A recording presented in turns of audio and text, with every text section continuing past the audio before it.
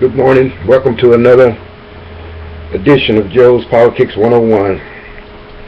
The day is September the 29th, 2012. Another day, not a real great day for me. I attended services of a former co-worker. Makes it kind of sad. But I must move on. Today I'm going to post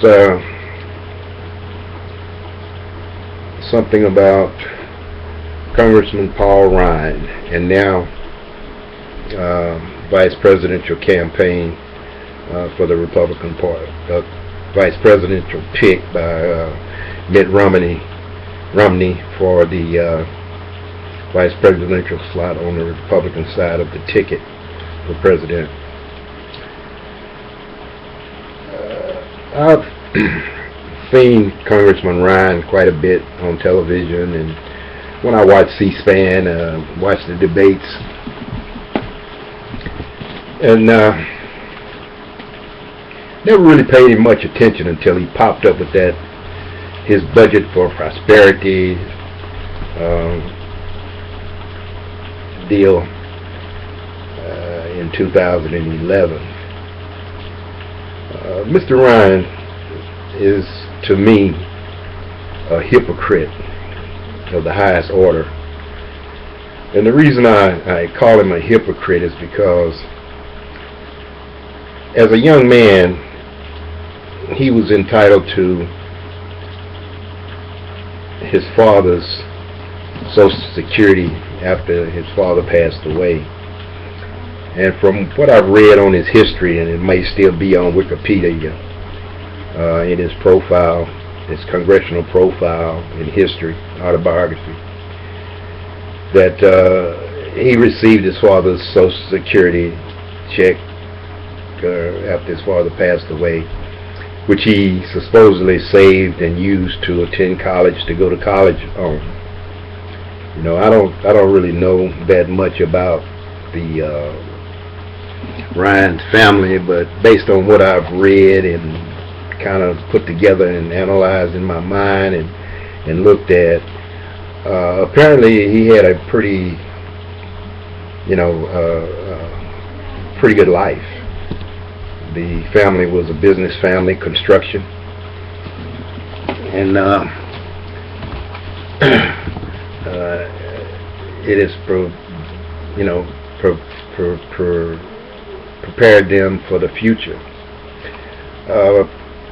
He got into politics. When he got into politics and become a congressional member of the Congress,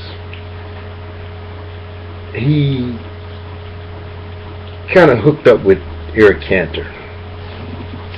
I don't know if anybody, well, I'm pretty sure there's some people out there that's going to view this that have some knowledge about Eric Cantor or have seen him with that old quirky smile that he has on his face all the time. Got together with him and a couple other junior congressmen and formed this group called the Young Guns. Young Guns. In my opinion, the young gun thing is pretty much a metaphor for somebody looking to obstruct or destroy something. You know, the movie, Young Guns, if you've ever seen that, was about people that just, young men that were just out there creating havoc and hell everywhere. So that's what that really means to me.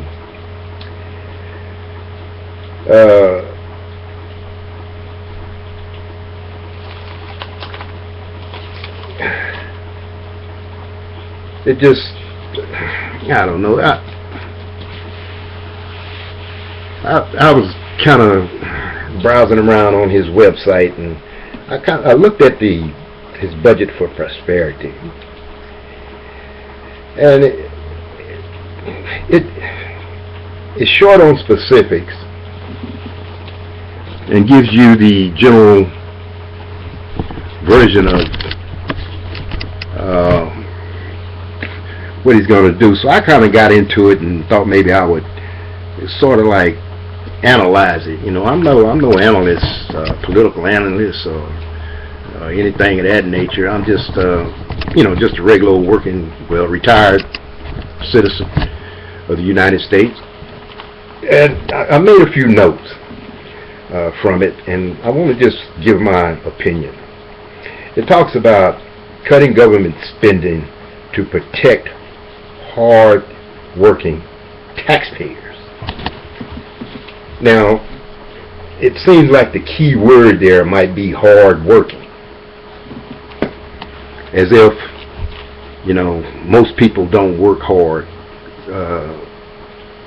no matter what their trade is. He's given me the indication that it's only whatever he's doing here by cutting government spending is to protect just the hard-working people. Now, how he breaks that down and determine who's hard-working and who's not kind of baffles me. Because how do you determine who's working hard and who's not working hard? If you look at him, is he a hard-working taxpayer? I mean, he's an elected official that's sent to Washington, D.C. by people in his state to represent them. So how hard is he working to represent the people in his state? So you can break that down in a lot of ways to try to figure out who's the hard-working person. Okay, so he's in that just that one little paragraph, he is excluded. I guess those that he don't consider working hard. All right. In the next section, it says, tackle the drivers of our debt, so our troops, which I'm assuming he's referring to the military, don't pay the price for Washington's failure to take action. Okay. Now he's talking about the military not paying a debt for Washington's failure to take action. Now, what is he referring to there? What is the basis for that? Is he saying that, okay, if we cut things like Social Security or any of the entitlement programs or social programs, Medicare, food stamps, whatever, is he saying that that money from those particular things can be channeled into the military? Is that the idea behind that? We got to try to figure out what he's talking about when we're looking at his budget for prosperity. It's going to be, is he planning on making a big military with this money, or is he planning on giving the military guys more money in their pay? How does that work out? We need to try to break this down and get him to be more specific about what he's trying to do with each of these little things that he's got here. Okay? The next section is restore economical freedom and ensure a level playing field for all by putting an end to special interests, favoritism, and corporate welfare. Now, this is where, to me, it gets a little bit on the shaky side. Okay? Now, here's an individual. He's got this down in his budget. Okay? Now, we know that the oil industry, these corporations, different types of different corporations, get a lot of tax breaks and subsidies from the federal government. Now, we know this. I mean, it's no secret that, Chevron and all of these different companies gets extra money from the government to help them run their businesses. And at the same time, these corporations or these fuel companies or these power companies, they're charging the average citizen for the fuel that they're using, but they're getting government money also to help them along.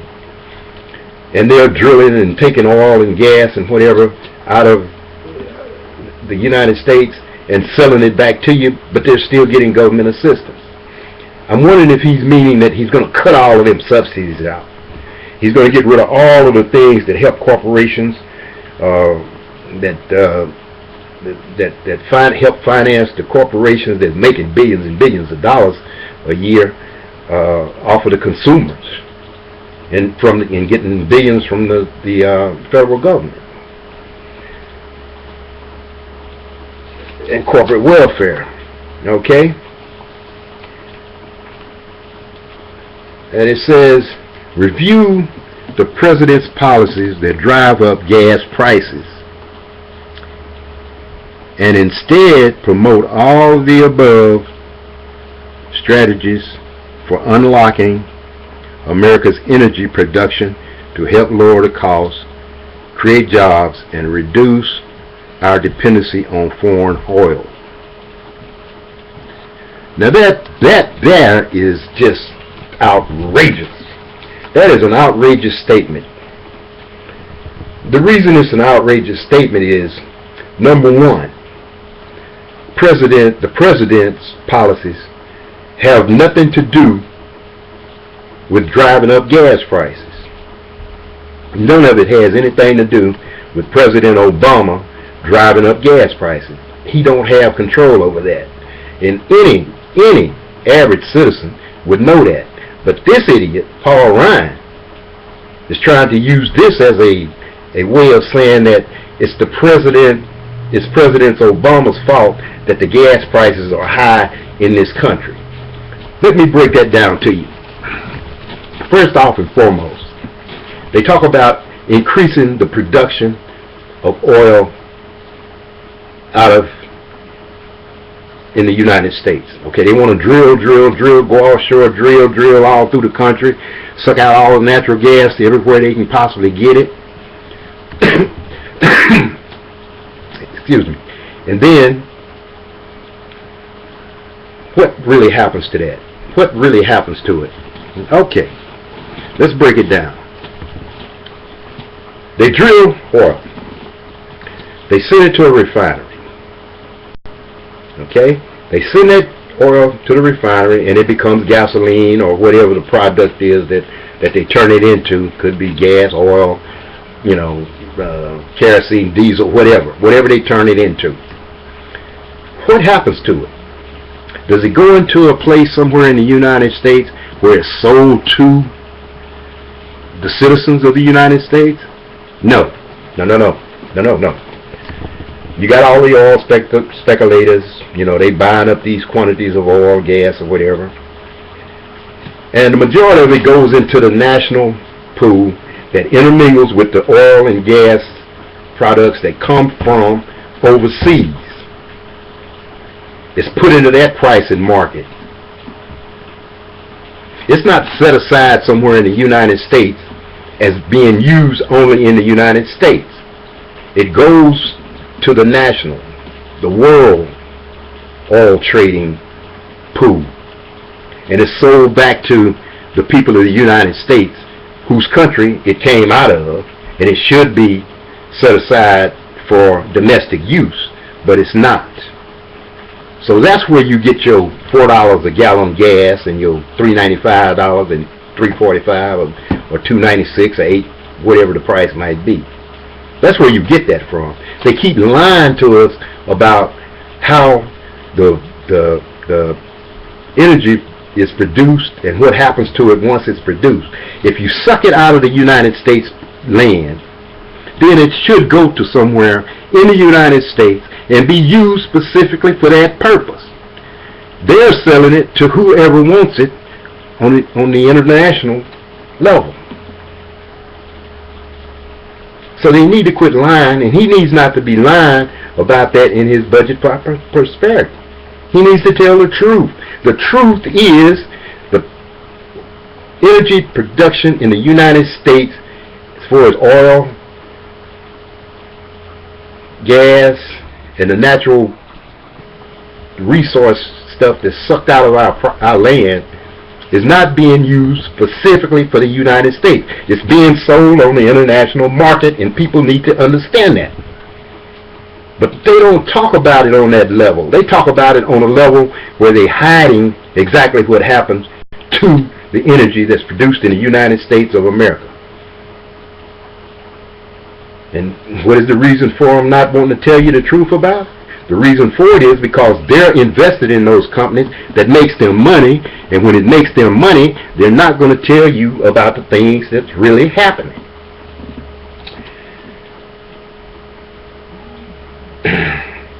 Now, in his next section,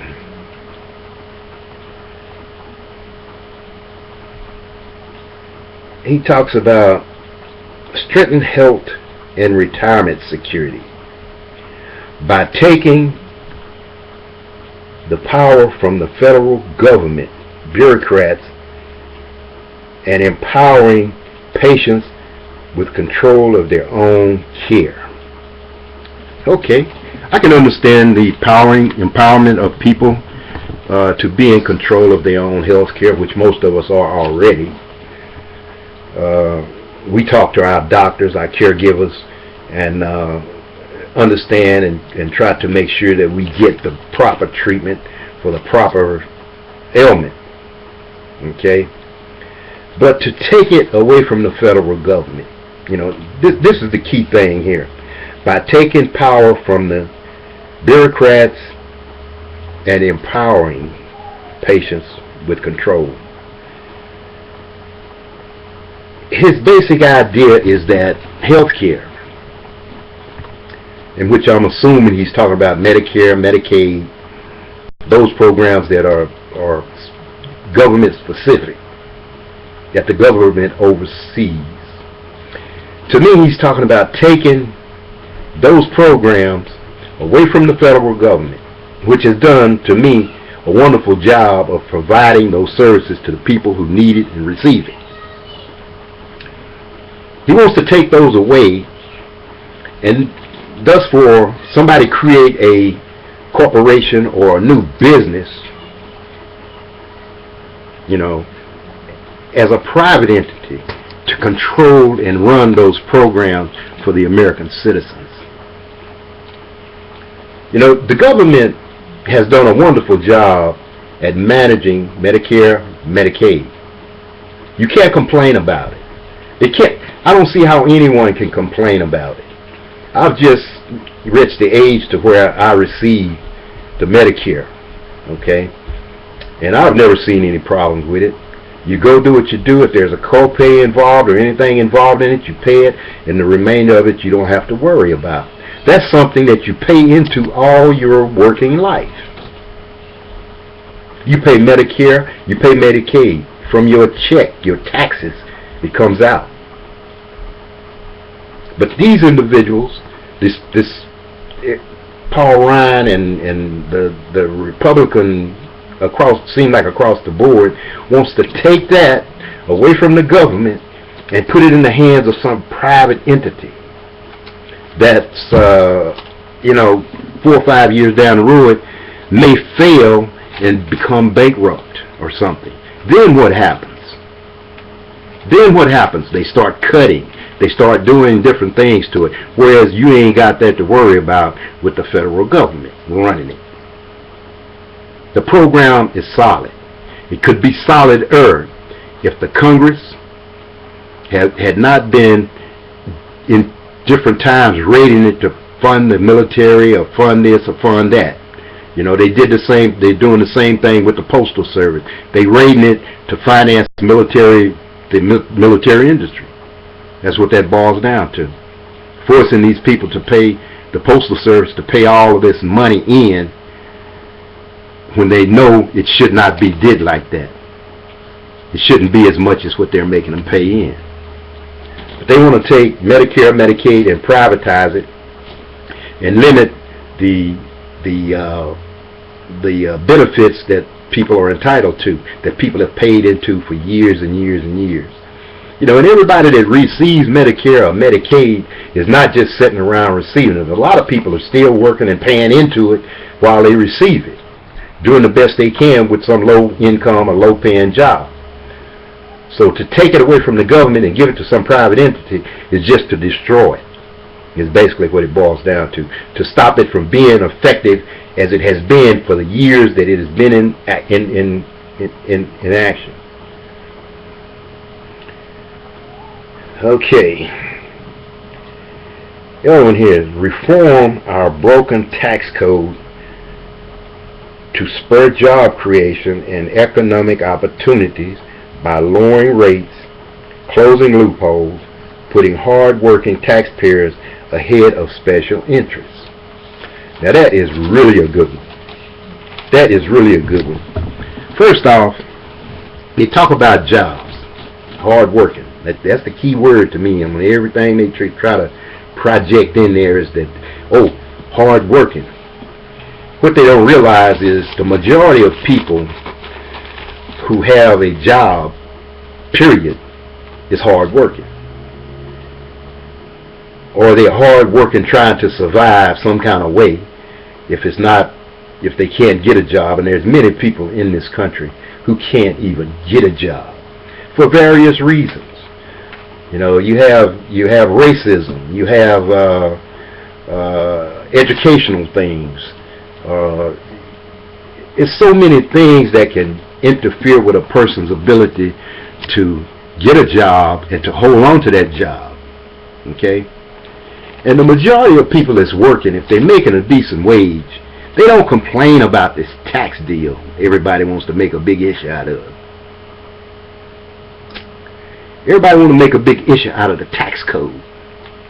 First off and foremost, when you talk about the taxes, you have to go back about 30 years or so, or go back to Ronald Reagan, okay? When Ronald Reagan was president of the United States, during that 8 years, he did some things that to me were low down and dirty on the part of the Republican Party. He changed the tax codes. He literally took away any tax write-offs that the poor, middle income people had. Things such as being able to write off the interest that you pay to a bank or a finance company or something that you bought a car through, or you bought something through that you paid interest on. He took that away from the poor, the low and middle income people. He took that away. He left the poor, the low income and middle income people with one tax write-off. Well, with the children, you always be able to write those off. But he left one tax write-off for the poor, low income and middle income people. And that was if you own a home. Now, how many poor and how many low income people do you think own a home? So he just eliminated a big swatch of the money that a person could get back from paying their taxes.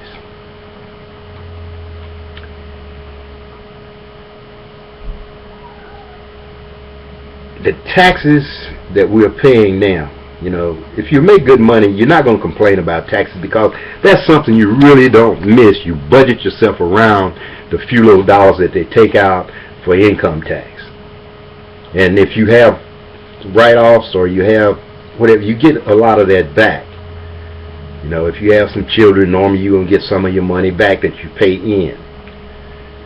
And most people, they figured out a way that, okay, I'm not going to claim myself, I'm not going to claim my children until the end of the year. So they overpay their taxes intentionally so that at the end of the year they can get a little bit of something back to use to buy something special, a new furniture, a new couch, a new TV, a new bedroom set, a new car. So they put that money right back into the economy, which would help the economy move along. And people don't take that as a understanding of how the American economy works. We spend money to give the economy the boost that it needs to continue to grow. You know, most people don't realize that, and the Republicans don't seem to realize that at all. They're talking about lowering the tax rates. In other words, they want to cut the tax. They keep wanting to cut these taxes. But when they cut taxes, they're not cutting them to benefit the poor, low income, and middle income people. They're cutting them to benefit the top 1, 2, or 3% of people making $200 and some $1,000 a year and over. When you go through the whole United States of America, you ain't got a lot of people that's making $200,000 a year, or $100,000 a year, or $70,000 a year. If you make it to, if you work in a regular job and you make it to $70,000 a year in a 20-year, or 25, or 30-year period of time, you're doing damn well. You in a damn good business. You know, everybody don't do that. Most people retire after 20-some years of working. They're making only about somewhere between $45,000, $50,000, $60 at the most. So what are the tax cuts for? Then they talk about people that don't pay taxes. Well, first off, I don't know who those people are. You know, I just started getting my little Social Security and my entitlements from my working years, my pensions and stuff like that. On each one of them, I have to pay taxes. On each one of them, I have to pay taxes. So it's not like somebody's giving you something. It's something you earn, but you still pay taxes on it. I don't complain about the taxes, because I have an understanding that the government, my state, my city, my county, they need the money to operate. They need the money to provide the services that I might call upon to get, such as the police, the fire department, some street service, clean up the public works people. You know, those are the things that are important when you pay taxes. Think about it. Schools, education for my kids and my grandkids. If my community needs maintenance, the water, the roads, you know, all of those things are important. The mail service, all of those things are important to a community. But these people want to privatize everything. They want to take everything. You know, and they keep talking about the hard-working individual. Who is the hard-working individual? Is it one person? Or two people? Or is it a group? This group work harder than this group? You know, they want to cut all the entitlement programs. The programs that assist people. Eric Cantor and Paul Ryan, Mitch McConnell, John Boehner. You know, these people are millionaires. They have a lot of money. They don't understand what goes on down here at the bottom. They need to learn about what's going on out here with the people that's trying to survive. And it's not because of anything that President Obama's doing. He seems to be making things better. It's those at the top who keep saying that they're job creators, but they create jobs, but they create them in China or Taiwan or Bangladesh or somewhere else. They're not creating any jobs in this United States of America. Now, I done made this thing, I was trying to make it short, but I done run over 20-some minutes trying to explain this guy's budget for prosperity. You know, a lot of people don't look at this, but you need to go to some of these sites. When you hear these people put out this information, it'll be good, it'll behoove you, or to be a good idea to get on your internet, you know, roll over to their website, look into their thing, and kind of try to figure out what they're talking about, because they're not trying to give you any specific. Now, Paul Ryan is running for vice president with Mitt Romney. Their thing has been Well, we have this and we have this policy and we have that policy and we have this. But wait until we get elected, and then we'll tell you what the policy is. Basically, what that boils down to is a metaphor for a lie. I'm going to lie to you until you get me in the office. And then once you get me into office, I'm going to lay the program out to you. Okay? Because I have the power to do it then. But right now, I can't tell you what I'm going to do because I don't have the power to do it, and you might decide you don't want me around. Well, I've decided I don't want Mitt Romney or Paul Ryan around. I'm hoping that whoever he's running against in Wisconsin will beat him and send him home and let him be a lobbyist or whatever it is he might want to be after that. He's a wealthy man. He can survive. You know, we don't need him in Washington with the attitude and the behavior and the type of things that he's trying to do. We don't need Eric Cantor there. He's a Tea Party baby. We don't need Mitch McConnell because he's an old racist. We don't need John Boehner because he don't have leadership abilities. He's a follower. We need some people that's going to come there and try to work with the government, the president, no matter who he is. Whether he's black, green, orange, yellow, Democrat, Libertarian, Republican, who the hell ever. It's not about the president. The president can only do so much. He cannot pass legislation. He cannot make things into law. He can pretty much only propose something and pass it on to Congress and wait for them to make a decision on it. These people, these Republicans, this Republican Party of today, 2012, 10, 11, and 12, have not been productive at all. They've blocked everything because it's not what they want. You know, they'll jump up in front of the TV cameras and holler, the American people. They don't know anything about what the American people want. They don't even know what the people in their states want. They only know what their special interests want, the 1, 2, and 3% people above. They only know what they want. They don't know anything else about the rest of the United States of America. Everybody in the United States is not stupid. Everybody in the United States are not hungry or begging, and everybody in the United States is not on food stamps. Those that are on food stamps are probably on them because they have a low paying job, have children, other responsibilities such as rent, you know, car notes, gasoline bill to get back and forth to work, and different things like that. That's why they need the assistance.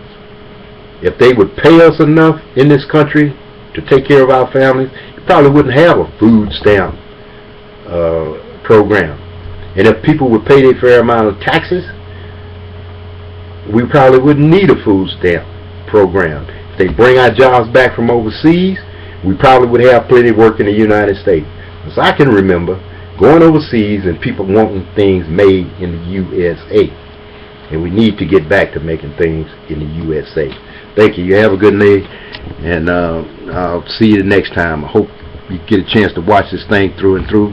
I wouldn't intend to make it this long, but it turned out to be that way. So God bless you. Have a good day.